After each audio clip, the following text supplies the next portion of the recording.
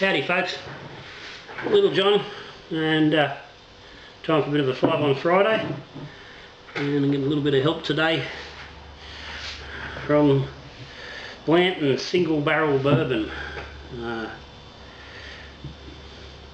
As everyone knows, I'm a bit of a cheapskate when it comes to bourbon. Well, not a cheapskate, I like to buy good bourbon, but I don't buy it when it's at full price. I will buy stuff on special, not because I'm a tight ass, but I just don't think what's the point of spending full dollars when you don't have to. I like a variety of bourbon, and I can get different stuff at different times and different prices, but this bottle has proven difficult. The Blantons has been sitting down in the local bottle shop. I don't have a huge range, and it never ever comes on sale, ever. Does it? Do they reduce the price on it? My daughter bought me a gift voucher for Christmas, which meant I was able to go and buy bottles. So I was able to get a bottle without paying full price. So I was able to get the Blantons. So here we go. Now I've got to get into her.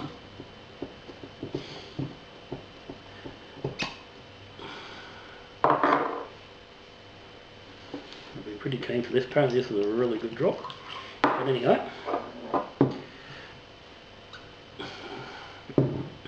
we shall see. But bourbon is not what we're here for. What we're here for today is to talk about yeast, and particularly top cropping.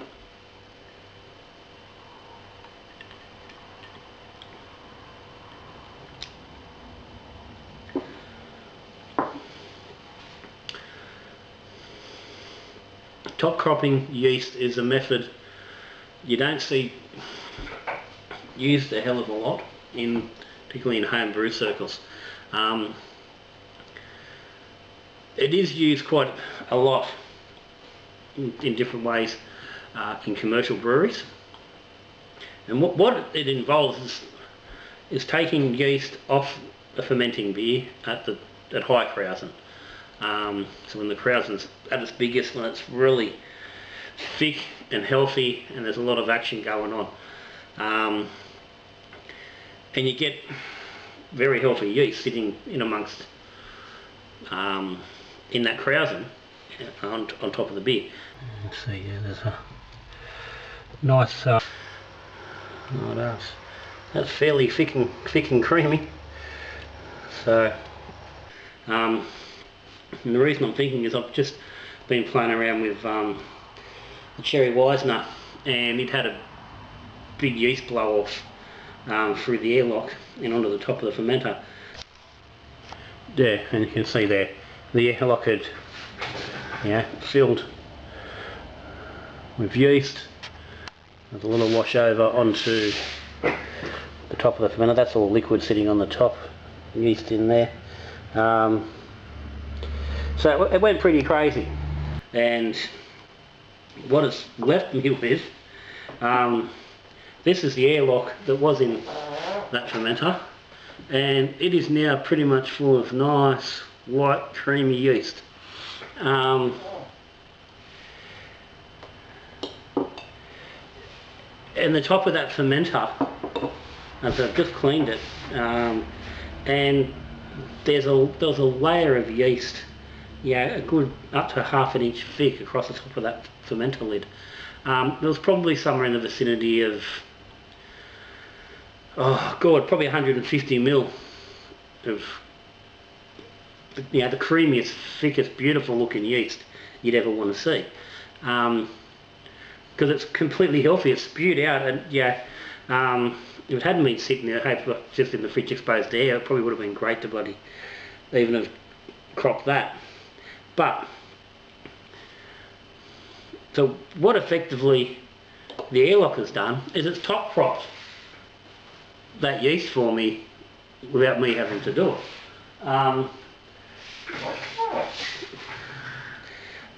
That's the airlock off the other batch that was going at the same time, an American Wheat Ale, and it didn't go quite as hard. It was a little batch in a 5 litre demi. But the yeast is pushed through there, and there's a lovely, same thing, lovely layer of creamy white yeast in there as well. This one's actually still sitting under a little bit of bloody, the sanitizer that was in the airlock. But this one would appear it's just pushed the sanitizer out altogether. It's clearly come right through the top of the airlock. For those who aren't familiar with these fellas, there's a float inside which moves when the air comes out, and this lid on top's got, about 8 holes in the top, which allows the air to come out. So obviously what's happened is, as that yeast has just keep flowing through, it's pushed everything out the top and it's flowed down. So what it's left in there is pretty much just yeast. So I'm just going to pop it out into this glass. Now this is all, everything's been sanitised, so we can have a bit of a look at it. Yeah, it's bloody thick. Yeah, there's going to be an amount in there, I'd imagine.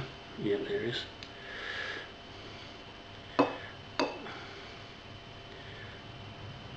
Yeah, it's just thick and creamy, and oh, it's beautiful looking.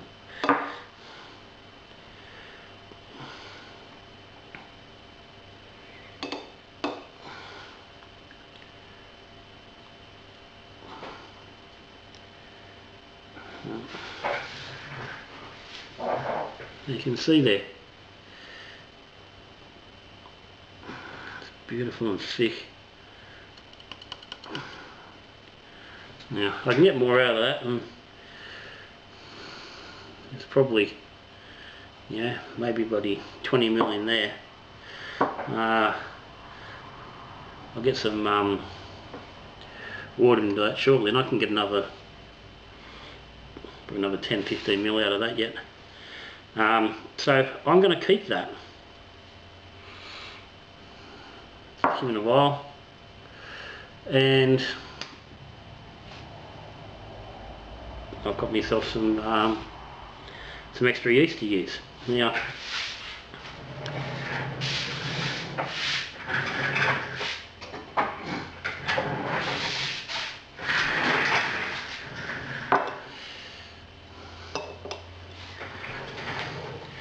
the biggest, so the real big thing I want to bring up with this and talk about, I mean, is it the top cropping? It's just another option, another way of going about, reusing yeast or repitching onto a follow-up batch.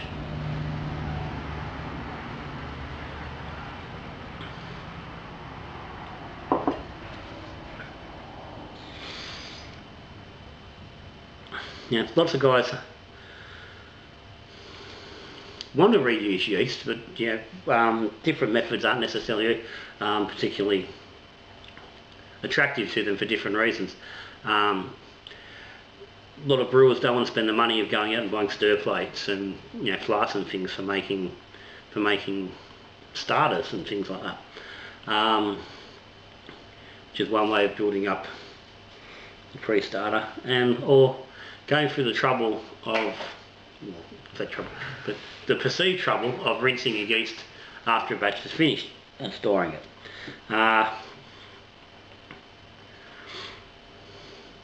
What you have with the top cropping is a simple way of taking yeast from one batch, holding it and having it ready for the next batch, without having to have a whole whack of equipment. So that's a nice, thick, healthy, creamy yeast. Now, I said there was a lot of that on top of the ferment, which has been lost. And on that, you'll see on the video, I was able to get a fair whack of yeast off a batch pretty easy, and it was a half batch.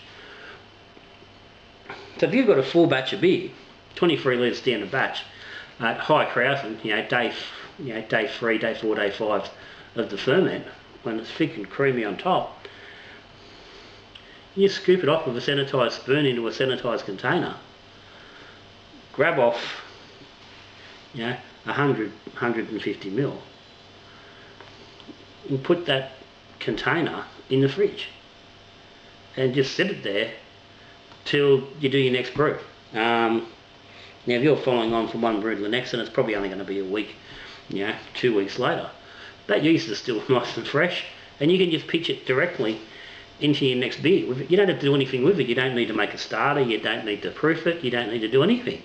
You just get it, a little bit of your fresh water in the container, rinse it out, and just dump it straight into your fermenter, and away it'll go. Easy, free yeast, healthy. Yeast is just ready to party. I mean, that you can't rinse yeast like that. You can't get that sort of cleanliness and from rinsing and washing.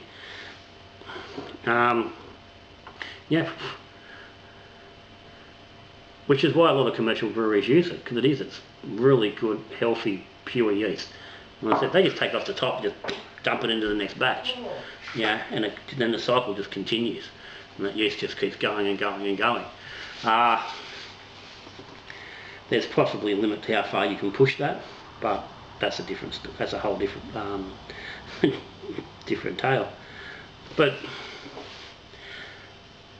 this shows that it's a simple, easy way of reusing your yeast, saving yourself some money, and making sure you're getting good, healthy ferments every batch. And it's easy to do. It's not hard to do. And if you're doing it at high crowds, and you're taking the lid off your brew, you're taking a whack off the top, it goes back on. You're under active fermentation conditions. Any air that gets in is just going to drive off straight away, within a matter of an hour or two, with that continued fermentation and CO2 production. So you're not risking your current beer in any way. You're not risking your next beer because it's clean. As long as you're sanitary, nothing's going to go wrong. A lot of people are concerned with washing and stuff, that they have the risk of bringing in infection and contaminants and bugs while you're doing the washing. This reduces that chance to practically nothing. I mean, there's obviously a chance you can get an airborne bug, but you're certainly reducing it a hell of a lot with this method.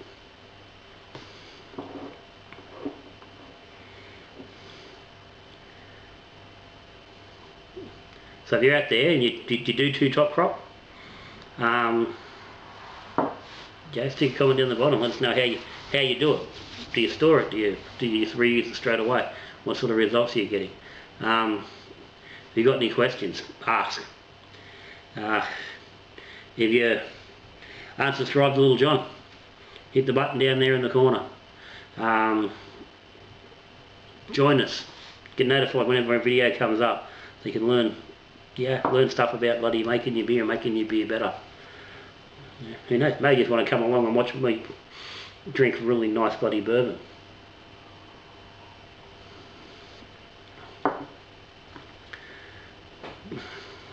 Perhaps you'd like to say, well done Little John, here's a little bit of help, become a Patreon. Links down the bottom, if you so choose to. Those guys that have become Patreons, as always, thank you.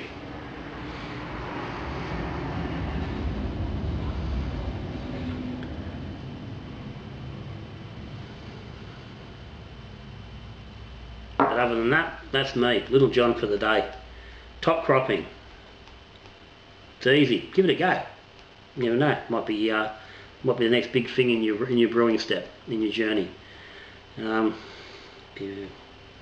you don't want to. That's up to you.